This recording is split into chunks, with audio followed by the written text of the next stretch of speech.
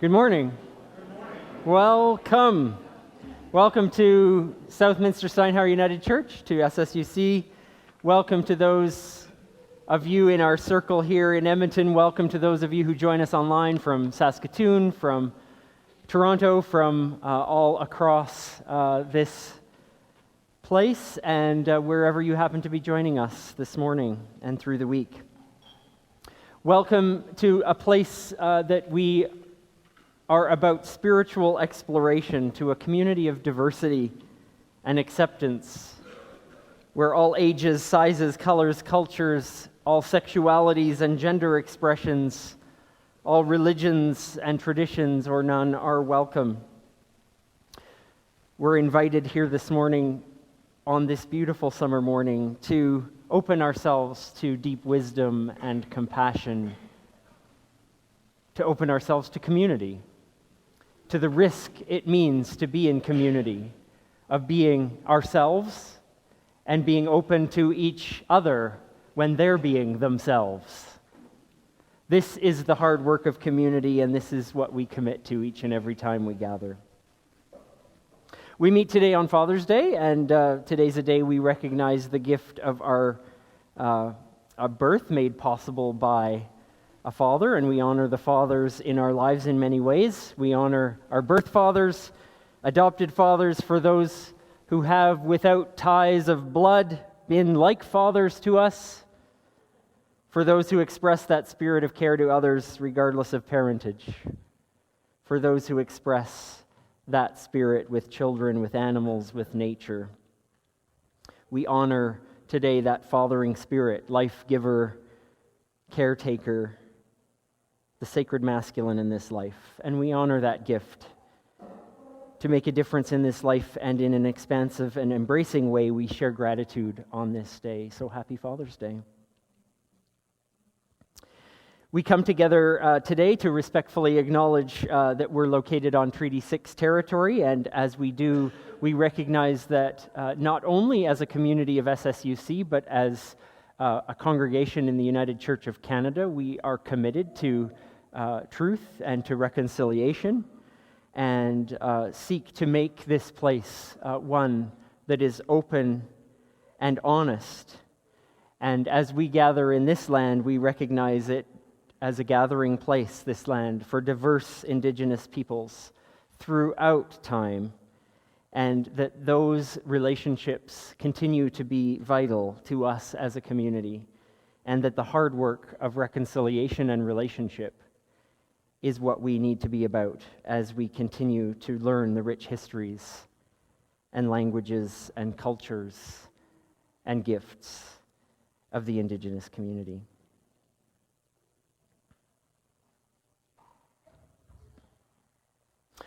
We'll share a few invitations and things that are going on in the life of the community this week. And first of all, I want to acknowledge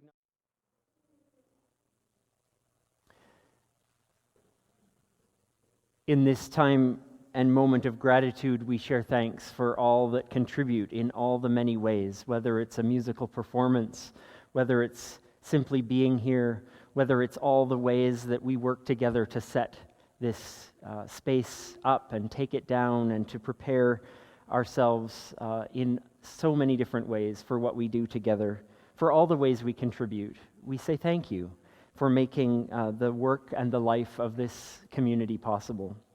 And when we contribute, whether it's through an envelope in the back or online or by purchasing grocery cards or contributing our time and our effort, we're doing significant things with and for each other, and we thank you for that. Let's sing our way into community this morning as we celebrate who we are together and what we do as we sing and pray and live and work with each other.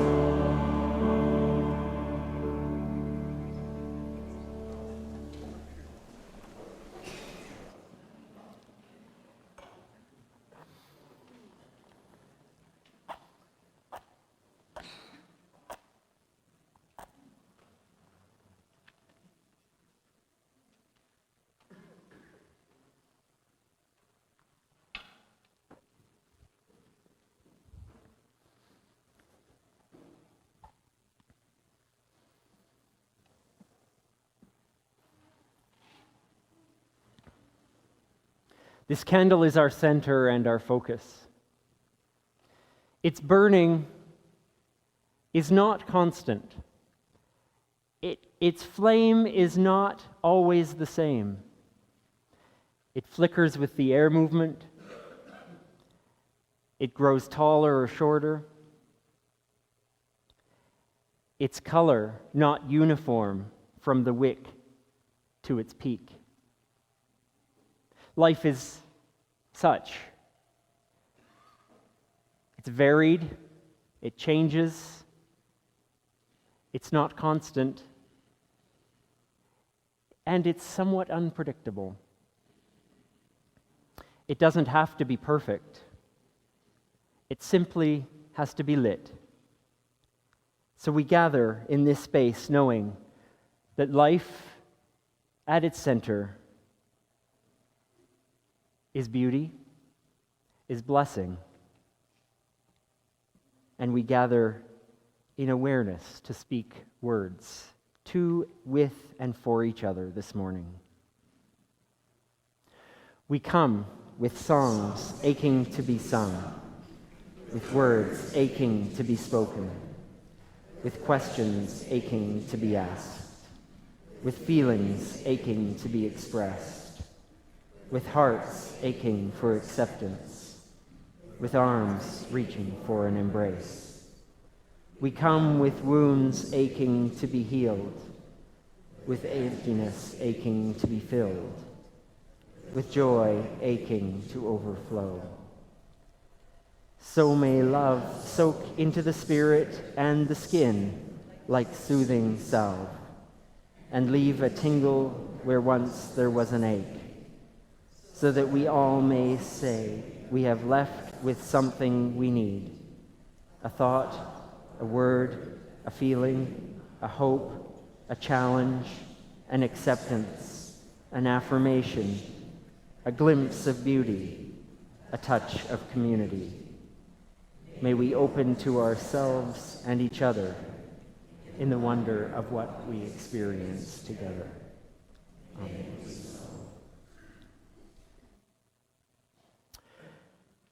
It's our time for all ages, and I happen to have a story that I would like to share on the carpet. So anyone who wants to come and hear a story this morning, you're invited.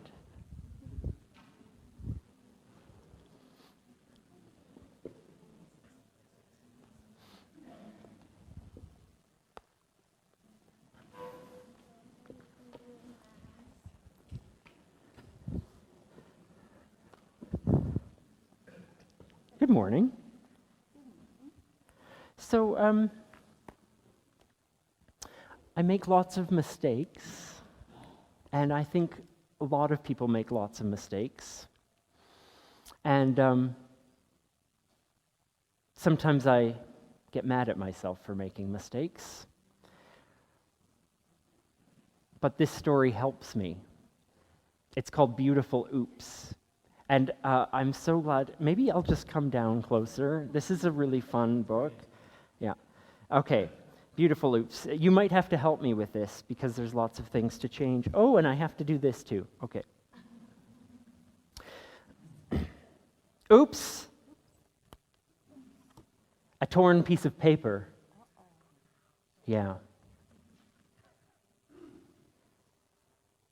A torn piece of paper is just the beginning.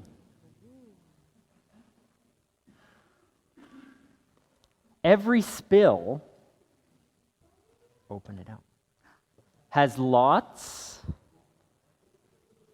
oh, hold on, and lots of possibilities. What did they turn that spill into? Is that an elephant? Yeah. Bent paper, oh no, got bent. Oh, is something to celebrate. Hello, hello. A little drip of paint. What's going to be under here? Let's your imagination run wild. It's a pig in a car. Can you believe it? Okay, here's a scrap of paper. Here's a scrap of paper. Got ripped. Oh. It can be fun to play with. A dog. A smudge and a smear of paint. Looks like a big mistake. But it can make magic appear. Oh, I went backwards instead. And a bunny. A fish and a bunny. Look at that. Why not? Oh, a stain. Look, Dad spilled his coffee. But what happens? Okay, hold on. We open it up. It has potential. There's the coffee stain. A frog! If you play with its shape. Holes in your paper. Okay, holes in your paper. Here's a hole. Are worth exploring. Okay, we have to explore this hole. Ready? Oh! And you can even look through it. Can you see through it? Look through the hole. I think it's a spider. When you have made mistakes, oops,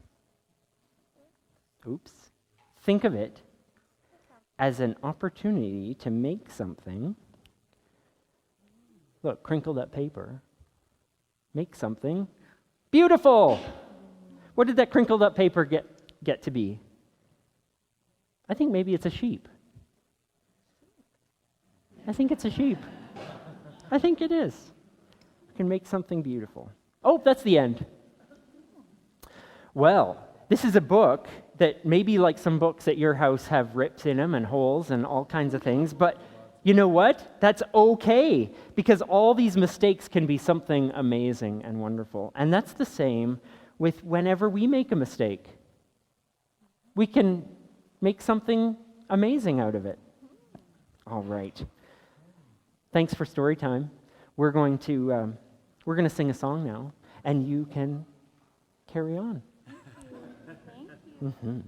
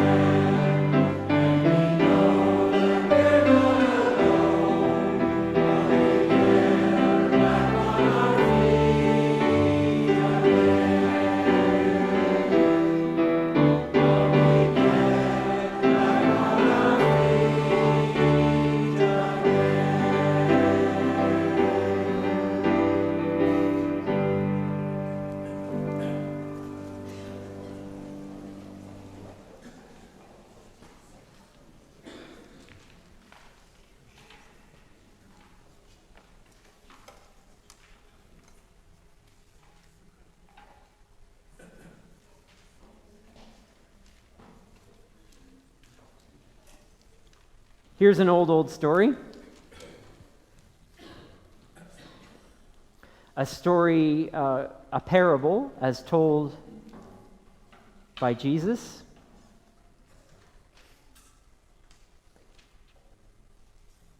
And it goes something like this. There was once a man going off on an extended trip, and he called his workers together and delegated the responsibilities. To one he gave $5,000, to another $2,000, and to a third $1,000, depending on their abilities. And then he left. Right off, the first worker went to work and doubled the investment. The second did the same. But the man with the single $1,000 dug a hole and carefully buried the money. After a long absence, the man came back and settled up with them. The one given $5,000 showed him how he had doubled the investment. And his employer commended him. Good work. You did your job well. From now on, be my partner. The worker with the $2,000 showed how he had also doubled the investment. And he was also commended. Good work. You did your job well too. From now on, you be my partner. The worker given $1,000 said, Sir, I know you have high standards. You hate careless ways, that you demand the best and make no allowance for error. I was afraid I might disappoint you, so I found a good hiding place and I secured your money. Here it is, safe and sound, down to the last cent. The man was furious. What a terrible way to live and to work. It's criminal to live so cautiously. If you knew that I was after the best, why did you do less than the least? The least you could have done would have been to invest the sum with the bankers, where at least I would have gotten a little interest. Take the $1,000, give it to the one who risked the most, and send away this play it safe who won't go out on a limb. That's a parable handed down from the first century Jesus tradition. May we find wisdom for our living.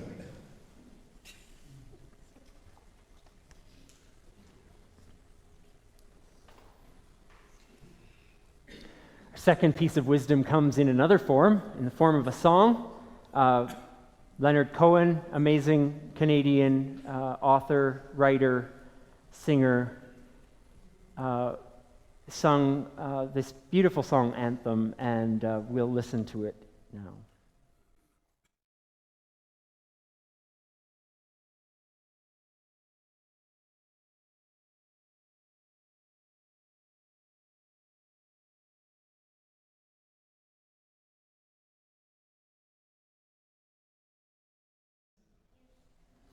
This is the poetry and music of a Canadian songwriter. May we find wisdom for our living.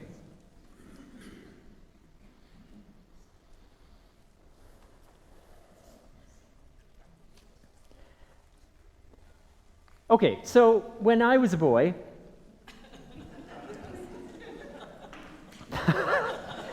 I'm an old father and I can say a story like that now, right? Dad was always up early getting ready for work. Mom was up even earlier because she made, traditional rolls and all that. She made lunches for everyone and got breakfast on the table and all that jazz. And Dad would eat a bowl of shredded wheat with berries on it like he did every morning, and a piece of toast. And one morning, I remember Mom was busy doing a million things as usual, and the toast burned. And she put it on the plate in front of my dad, and I was kind of waiting for what would happen next. And nothing happened next. He put butter and marmalade on it, which he did every morning, and he ate it without saying a word. And after breakfast, my dad kind of grabbed his lunch bag and was off to get ready to go, and I remember my mom saying something like, "Sorry for the burnt toast." And Dad replied, with quite a good line, if I remember it right. He said, "I love burnt toast, dear, thank you."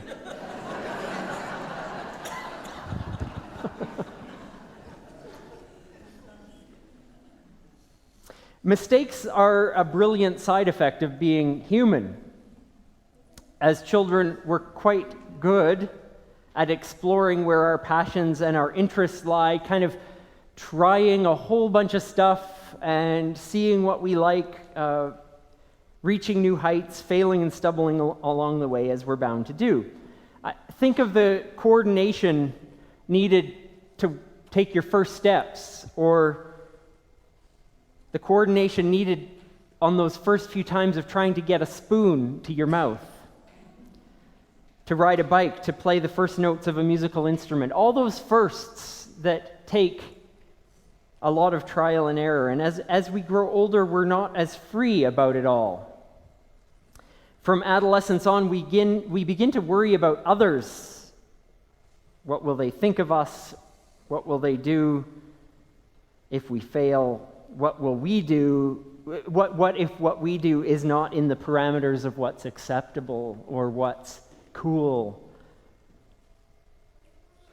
We don't typically criticize a toddler for falling when they take their first steps, do we? We don't say, "Oh, you should have taken 4, not 3. We applaud, we cheer these first steps. It's interesting then that later in life, when we try and we fail, we most often concern ourselves with the criticism of what we didn't do, rather than the applaud and the adulation for trying. It seems we operate with the mindset that if I look and act put together, I can avoid being criticized or shamed or blamed or whatever. And those are our first steps towards perfectionism. Bruce Mao writes this: "Cool is what we already know." There's nothing new about cool. It's a defensive posture. We could substitute the word cool for looking like we've got it all together, or feeling, really quite competent. It's a defensive posture. It's staying in a stable place of doing nothing that will make us seem out of the ordinary. We figure out what cool is once, and then we stay there. In fact, cool is an infection that overcomes beauty of living, because to be foolish, to do creative things that we're not sure are cool yet or not, if they don't turn out at first, that don't work, to find our own way in our work and life, well, you can't be cool doing that. It's funny that it's not even so much of what others say or think. Sometimes it is, but more often it's what we think others are going to think. It's all happening right here. It's really our inner critics that are the noisiest. Our fears and worries come from the place of our own insecurities. Our worst nag in our life lives right here under our very own skin, because we're our own worst critic. And since, I don't know about you, but I tend to kind of learn to resent and dislike if I get nagged all the time. So now, what does it say about us if we're the nag? It says we don't like ourselves very much, or we begin to resent ourselves. We think reminding ourselves what's wrong with us is going to motivate us into doing something new. Well, I don't know. It doesn't seem like criticism and self-doubt are very good motivators. They tend to stifle, not motivate.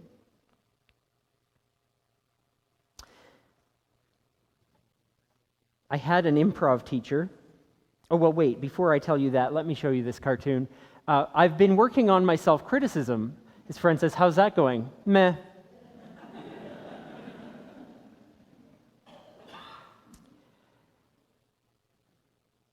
It is so easy for us to be hard on ourselves, to treat ourselves gently, to give ourselves acclaim and kudos for trying, even if there's some failures and stumbles along the way. I had an improv teacher that told me some of the best advice I've ever heard about playing an instrument. When you're improvising, don't make small mistakes, make big ones. That's counterintuitive. You kind of think, if you're not sure, it should be quiet. Just a little mistake. He said, don't make small mistakes, make big ones. Only then will you find your way out of them and into a revelation. If you're doing everything the way you planned on doing it, you'll never do anything new.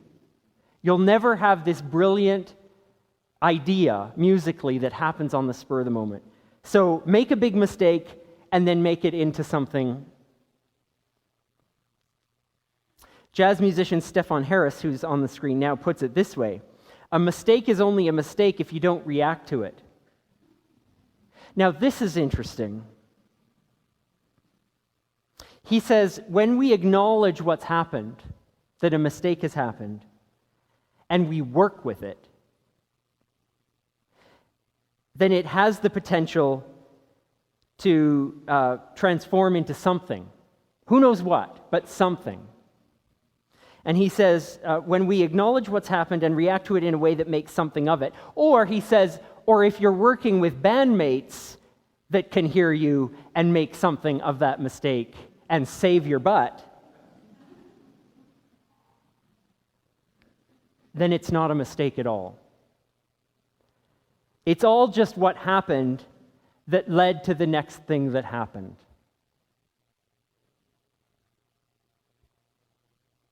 Leonard Cohen, there's a crack in everything, that's how the light gets in. Brené Brown talks about spiritual connection between our imperfection and our connection with each other. Now, Brené has a Netflix special now. I don't know if any of you have seen it, but just search Brené Brown in Netflix, and you'll see quite an amazing special she has. But this is great because it brings to a broader audience someone who, for many years, has been writing brilliant books, but within kind of Christian spiritual circles. So this is great.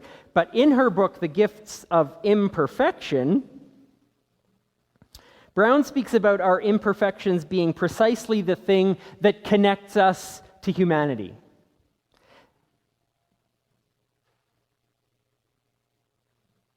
It gives us a birthing place for our spirituality and the questions that we can ask in our spiritual life. Questions like, what's important? And who am I in relationship to you? Or the earth? Or all people? She says we're hardwired for that connection in life, and we can call that connection many things: love, friendship, spirituality. Connection is what we do. And when connection is absent in our life, we fill those holes with other things. We all know this. My non-connectedness is often filled with potato chips. You have yours. You have the things you fill your non-connectedness with. And we can think of a lot of things that are harmful, very harmful, more than potato chips, that take that connection's place. But we learn from evolutionary science that as social animals, we're hardwired for connection and belonging. Very often, Brené Brown, I'm still talking about her, very often our imperfections and our real challenges of life are what draws us into that connection. When we're flying along with not a care in the world and everything is perfect, as if that's a thing, why do I need you? Why do you need me? It is when we get ourselves into sticky situations. It's when we realize we can't do something on our own. It's when we realize that we need each other, that connection happens.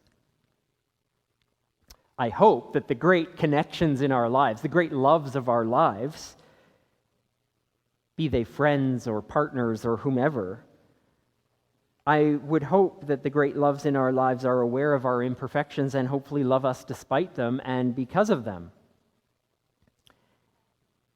It draws us to each other. So the rotten thing about perfectionism, and I tend to be a self-described expert on this matter, the problem with looking and acting like we've got everything all together is that it stands in the way of our connection. Even more than that, we start believing, falsely, but we start believing it anyway, that revealing our imperfections are what is preventing us from connection. We think they'll think less of me if they know that about me. We think I'll lose them in my life if they knew the real me.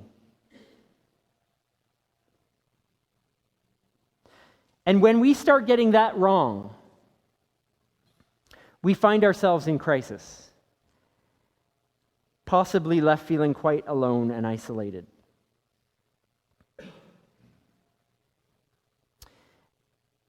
We tend to say in community here that we're all worthy of love and belonging, that this is a spiritual truth that we affirm whenever we're together. That's not just an easy platitude kind of thing to say. It's actually challenging, difficult, strenuous to live out. Because many of us do struggle with wanting to look put together, competent. Who doesn't? And when we strive to be perfect in the eyes of others, perfect in our own eyes, we have a conflicting narrative. We say that we're all worthy of love and belonging, but secretly, we think that our imperfections make us unworthy of that love and belonging. Again, crisis. When things don't seem to match up.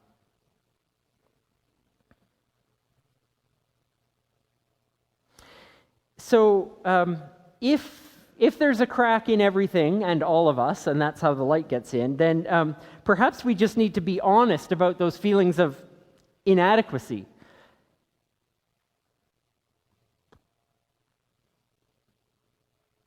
What was I saying about being really difficult to do? Number one, we all have those feelings of inadequacy. Number two, none of us wants to talk about it. And number three, the more we don't talk about it, the more we feel inadequate and isolated. What a vicious circle that is. Brené Brown, again, she has this great quote. She says, self-criticism, negativity, and shame love perfectionists. It's so easy to keep us quiet.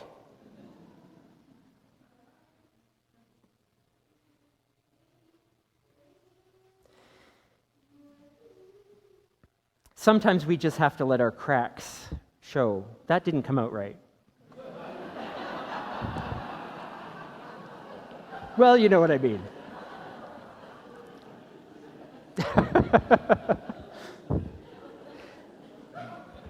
See, that's what I get for going off script.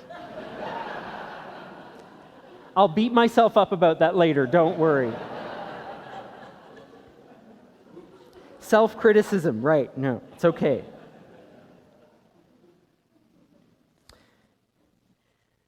This ancient parable that Jesus told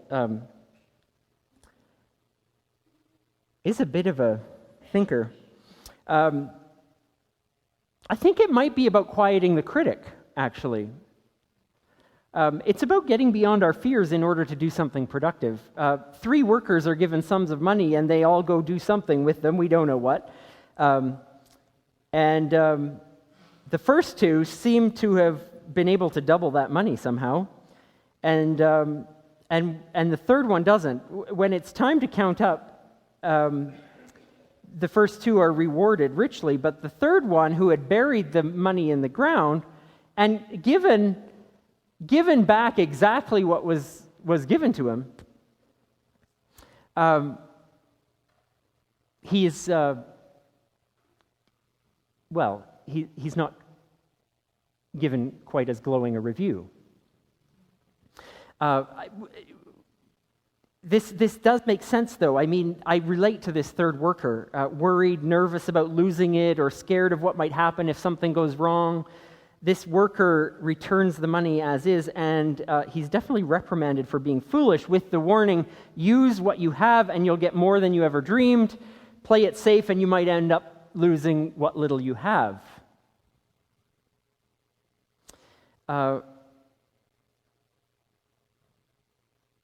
We could talk about the economic, financial kind of piece about investment here, but that is not what I think this story is about. This parable speaks to us about using our skills and our talents for the world, about investing our time and our money and energy in people and things and work that makes a difference. But this parable talks also about risking mistakes, risking failure, risking enough not to be cool, or risking enough to let our facade of perfection down, to do something, to do anything, just don't do nothing.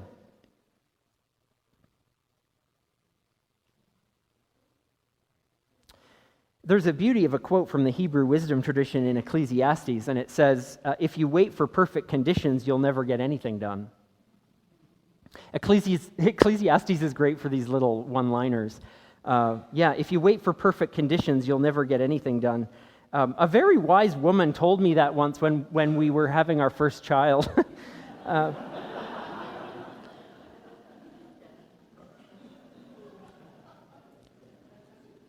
Right.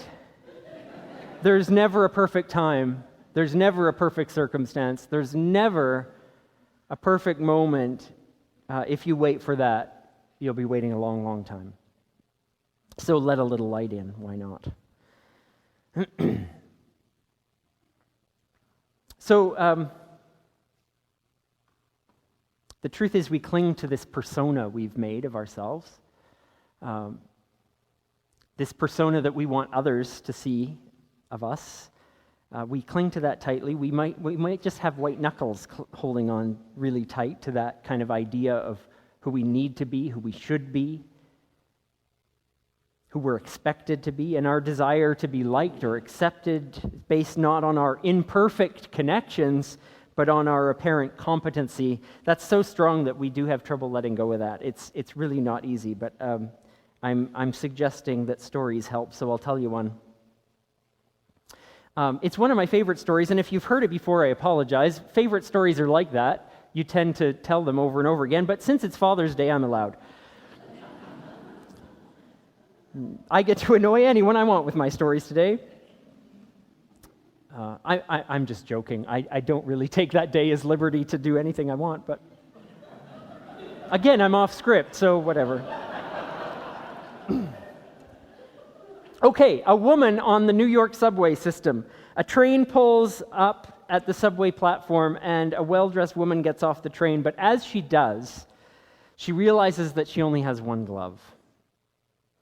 And she can see through the window where she was sitting that her other glove is sitting on the chair where she was. And but the doors of the train are closing, or she hears the bell or something. So in the quickest of flashes, she realizes that she won't be able to get back on the train to get her glove. So she shrugs her shoulders, and she takes the one glove she has left, and she whips it into the train. The train pulls out of the station, and the woman shuffles off with the crowd towards her destination. Now, whether that story's happened this way or not, we recognize the truth and the wisdom in that story. We can ponder what she might have been thinking. Well, maybe she thought that whoever finds this glove might as well have both of them. Maybe it was an act of resignation, whatever. Regardless, it's a great metaphor for letting go. After spending so much time and energy trying to keep things together, trying to keep things really tight and nice and good, trying not to lose things, gloves, relationships, dignity, perceptions, personas, beliefs. There comes a certain time when you just have to stretch your arm out and toss what's left onto a moving train. Because why not? Clutch on to the last vestige of expectations. Clutch on to our competence, our half-truths of who we are for others and the world, or release your grip. Take a risk, be utterly yourself, live in the moment. These seem to be the choices. Hang on or let go. Sometimes we may just have to toss a glove onto a train or let go of what we're worried about, acting like, seeming like, and just live a little. And so the question I have today is, what would it be like to let ourselves be a little more imperfect? Just a little here and there. I'm not asking us to all go out and screw everything up, but if it takes that, I guess it takes that. But I'm saying to find a little joy in making a mistake or two, revealing that our lives are cracked and broken, and letting a little bit of light in. And that is risky stuff, to reveal our real selves like that. That's why we might need to do it just a little bit at a time. Find someone safe and tell them a little something about yourself. Share what you're terrible at. Do something you know you're not very competent at doing. Or try something new that you've never done and make a fool out of yourself. Be proud of the mistakes you make. Think back to learning to ride a bike, or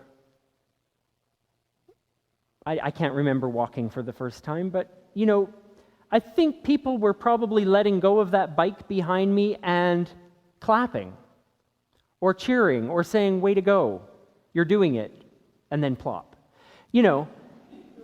Think back to those moments where you can do something and fail,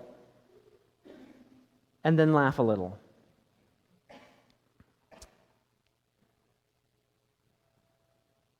I think it's about taking ourselves a little less seriously, maybe. So, this is the spiritual practice of being imperfect. We're awfully good at the other way. We're awfully good at appearing okay. So let's spend a little time working on appearing not okay in some areas where we just need to let it out and let it go. At our essence, we know what it is worth, that it's worth the risk, because on the other side of that risk lies a bit of freedom, lies a bit of peace of mind, a bit more connection. And I think that's the point. I'm getting back to Brené Brown. Our imperfection is tied to our connection. When we recognize our imperfections and can share them with each other, it brings us together. Because we need each other, because we want someone to laugh with,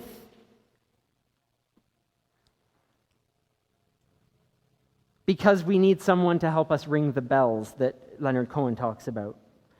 Ring the bells that still can ring and forget your perfect offering. Something worth celebrating is our connection to each other. If it's founded on perceptions, personas of someone we're not, then it's not real connection. Connection is founded on our honest selves. Cracks, mistakes, imperfections galore. If it takes throwing a glove on a train or making a fool of ourselves, if it takes lightening up with ourselves and burning some toast to give ourselves the space to be exactly who we are, then let's do it. And may we be there for each other when we do, because it'll probably draw us closer to one another. So may we work to make it so, in so many ways. Thank you for your patience.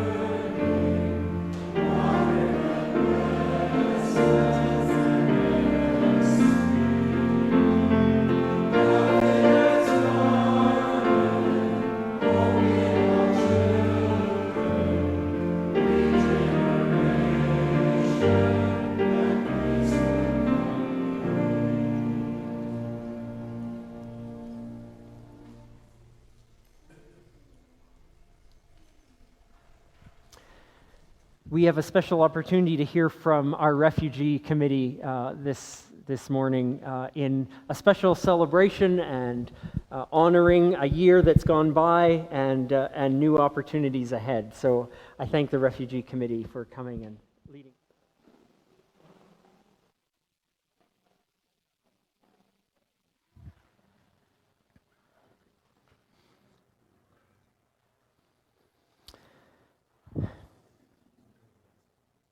We go in the spirit of community, knowing that we've connected with each other, sometimes just for a year, sometimes just for an hour, sometimes for a lifetime.